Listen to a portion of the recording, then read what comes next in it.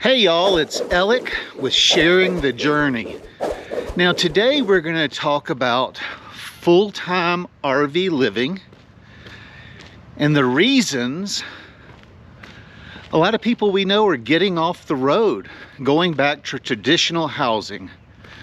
Now living the full-time RV life style offers an unbelievable amount of freedom and adventure, and Cindy and I have enjoyed that for over 5 years now, and we don't see any reason for us to get off the road. As we get older though, that might change, but for now we have many years left of adventure. Now it does come with its own set of difficulties and reasons that would drive someone to go back to traditional living. So I have compiled a list of the top 10 reasons why people leave this lifestyle and go back to sticks and bricks. And a lot of these reasons from this list are formulated by the people we have met while we have enjoyed living on the road and this lifestyle. So for many of y'all that don't know who we are, Cindy and I have been living the last 5 years full-time in our 32-foot Tiffin open road, and we work camp our way across the country. Let's get into the list and see if one of these reasons would keep you from joining us on the road, or might be a reason why you're considering getting off the road if you're already living the lifestyle. So reason number one would be health issues. When we were working in Burnett, Texas at Big Chief RV Park, we met Dottie and Dennis. Still great friends, we talk to them all the time. But they had to get off the road because of health reasons. You know, over time, the older we get, we develop more and more problems with our health. Dennis was almost 80 years old. His bride was just a few years younger than him, and they had been living on the road for over 13 years. And they had to get off because he started having problems with his legs. He was developing blood clots in his legs. He came down with pneumonia. These are all issues that the older you get become more prevalent. So they sold their fifth wheel and they got off the road and live in an apartment down in Texas. But health problems can make it difficult to live the lifestyle on the road. Luckily, Cindy and I are some of the healthiest fat people you know. We don't take any medications and that sort of stuff, but we are experiencing some of the health issue problems. We're having to take the winter off so we can go back to our home state of South Carolina, where we have a support system, and Cindy's gonna have to have a full hip replacement this winter.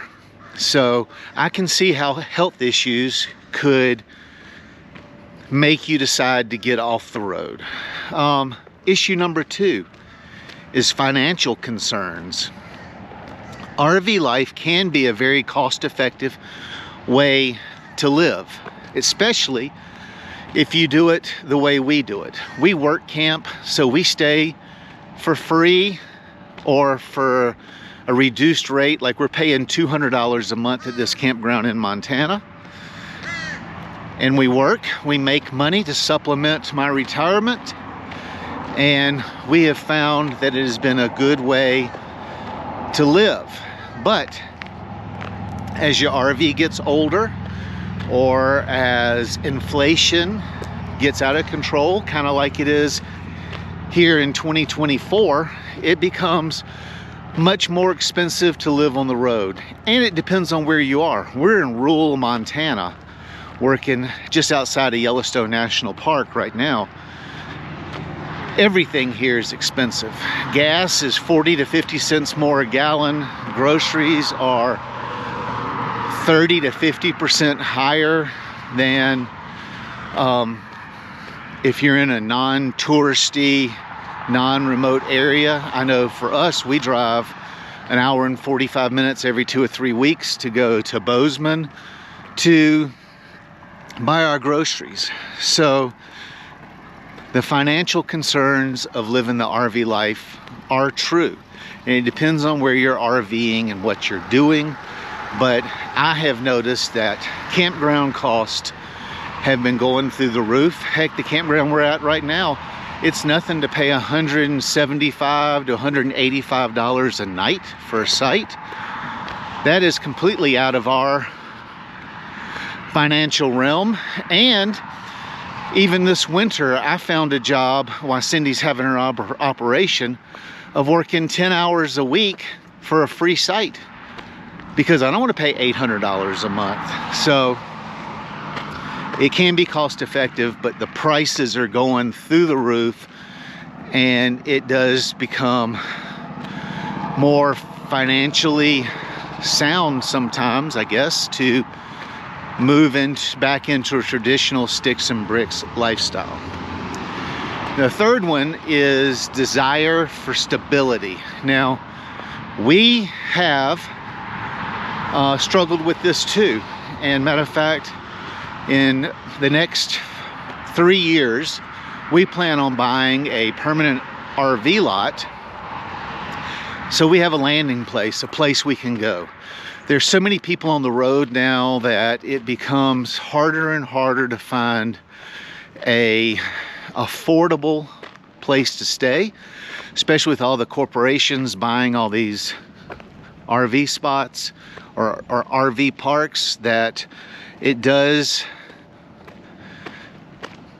pose a problem finding a place that you can afford. Where if you had a traditional sticks and bricks house, what it cost you is what it cost you.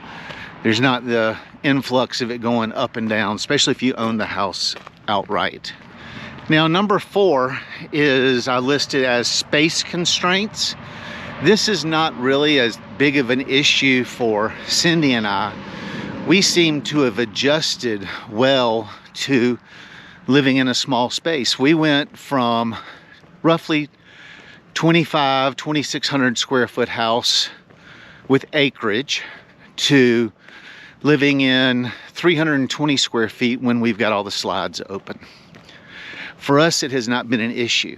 We had a couple camp next to us this season that they just started the lifestyle, and they found that they could not adjust, or their marriage could not survive the constant closeness 24 hours a day. So it actually ended their marriage. One left and one stayed. So you got to make sure that you're fine with, I'm with my spouse, Cindy, pretty much 24/7 in 320 square feet. Some relationships can't handle that. And when they can't, they come off the road. Number 5 would be maintenance fatigue. And that's a real thing. I know that in the last year, we've had to replace a slide topper. We had to replace our front air conditioner. We had to get our hot water heater fixed. We had to clean our water systems. We've had to also clean out the hot water heater.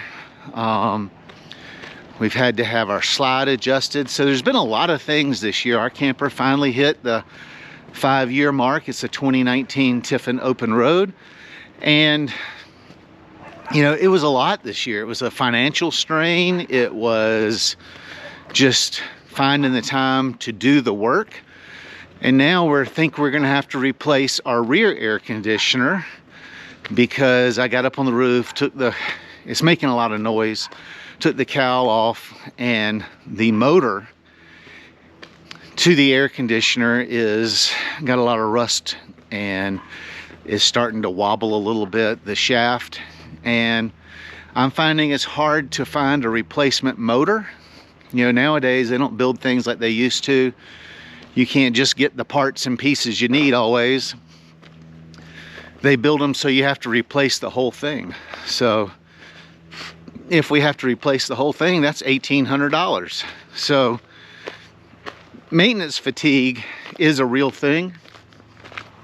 Now, you have maintenance in a stick and bricks house, but the systems are a little different than they are in an RV.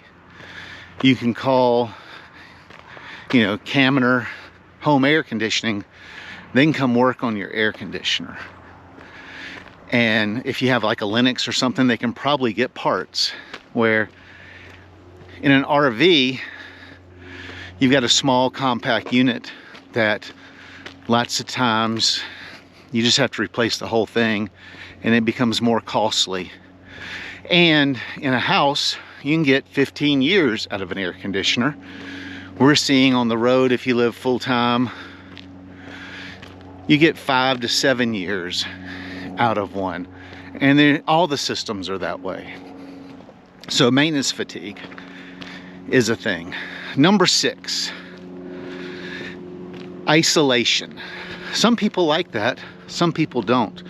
Some people, you know, don't realize how alone you can be. Now, RVing does give you the opportunity to meet a ton of new people. We've made so many new friends since we've been on the road, but it can also get lonely if you're in a remote area. So we have a group of friends, Fred and Peggy, that work in the national parks through Delaware North. And sometimes they are in remote campgrounds that the host, you know, they get a full hookup site. Everybody else just kind of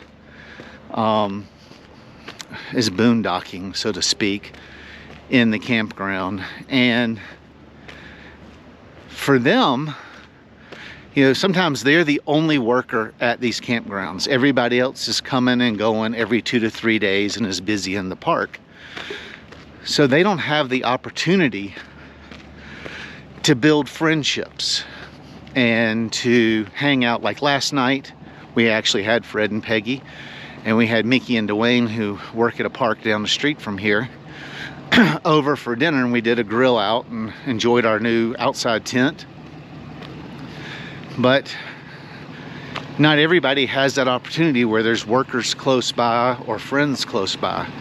You know, if you're on the far side of Yellowstone in like Fishing Bridge campground or something, where you are the only worker there and you might not see other workers from other parts of the park, but you know, once a week or something, you can get isolated, and that causes depression, and that causes people to get off the road. What number am I on? 7. Weather and climate. Now, it is August in Montana. Last night it got down to 36 degrees. They're actually calling for a wintry mix this weekend. We have some friends that were just down working in Florida, and they had a hurricane. Was it Hurricane Dora, I think? Anyway, it blew through, and was very challenging. They thought they were going to have to vacate the campground at the last minute. Last season, we have some friends working down in Padre Island. They had a hurricane blow through there. They did have to evacuate. So there are extreme weather conditions that can be hard to navigate, especially if you're committed and you're work camping. You know, we're obligated to stay here through October 1st. Our friends down in Florida, they're obligated to stay through, I think, mid-September. And so you can't just say, well, you could, I guess, just quit your job and leave everybody hanging. But there's a lot of people on the road that are committed to stay in a place for a certain amount of time, and the extreme weather conditions are something to actually worry about. And the other thing with that is we're originally from South Carolina, so we aren't used to snow in October. We had snow in July up here.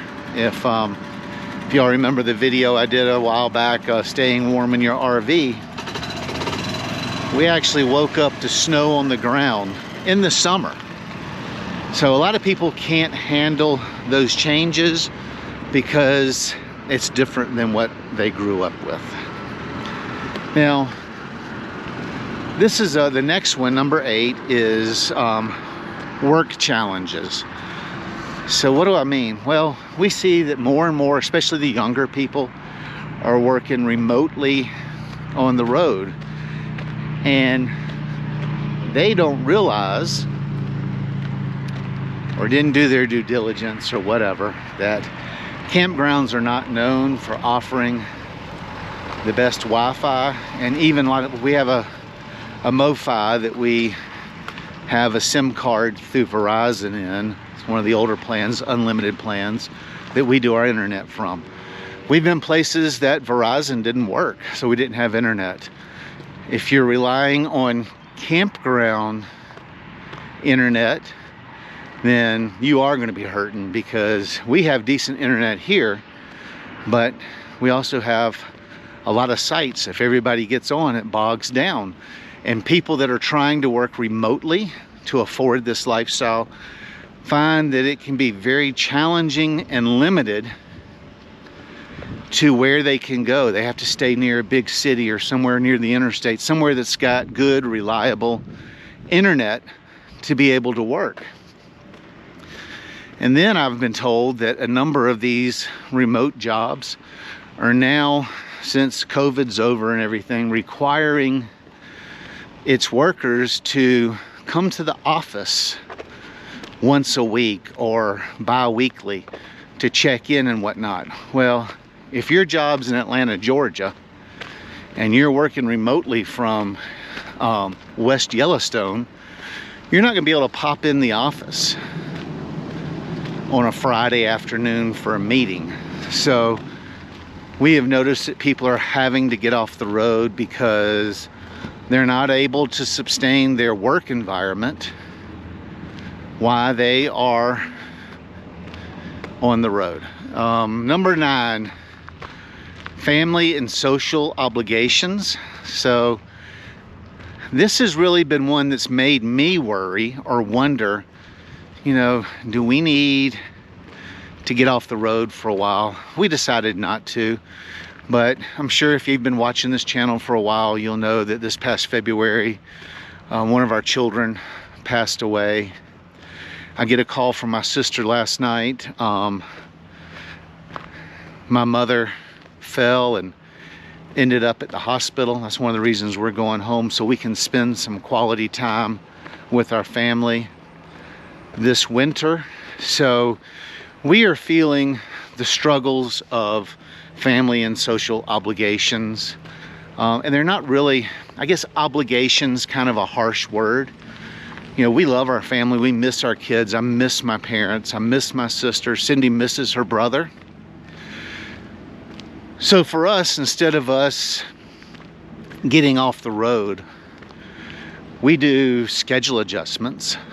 So, you know, every other year or every 18 months or whatever it ends up being. We were just home in February, and now we're going to be back home in October. So we're going home twice this year.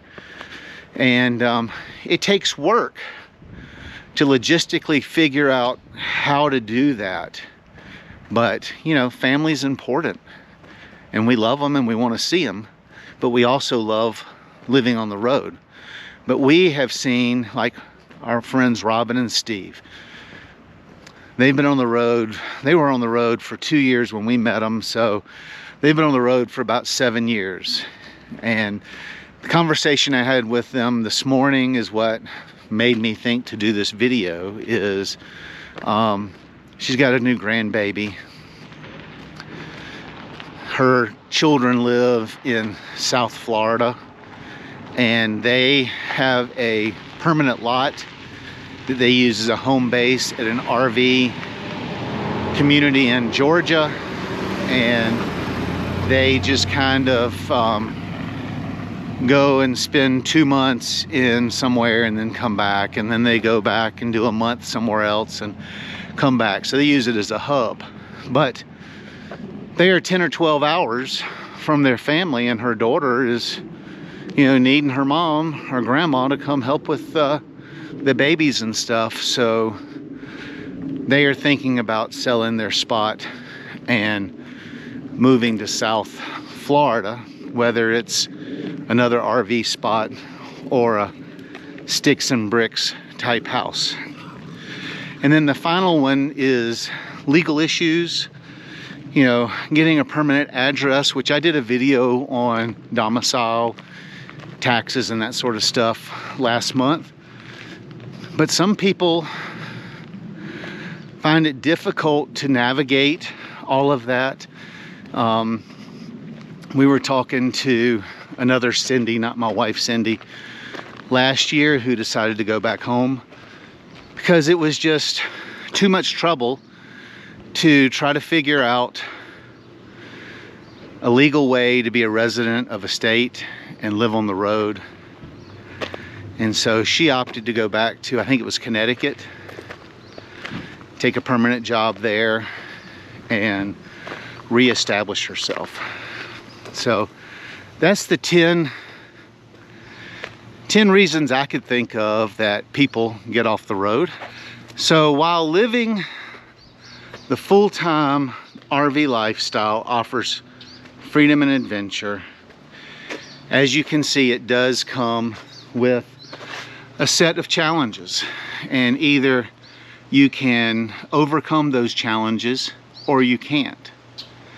The lifestyle is not for everybody, and it does require work to make it work for you. For Cindy and I, this is the right lifestyle at the right time for us. But who knows, one of these 10 reasons may one day get us off the road. Before you hit the road, I do say that you need to prepare and do your due diligence to make sure you understand what you're getting into, because it's a big obligation. So until next time, we hope to see you down the road. Travel safe, and we'll see you on the next video.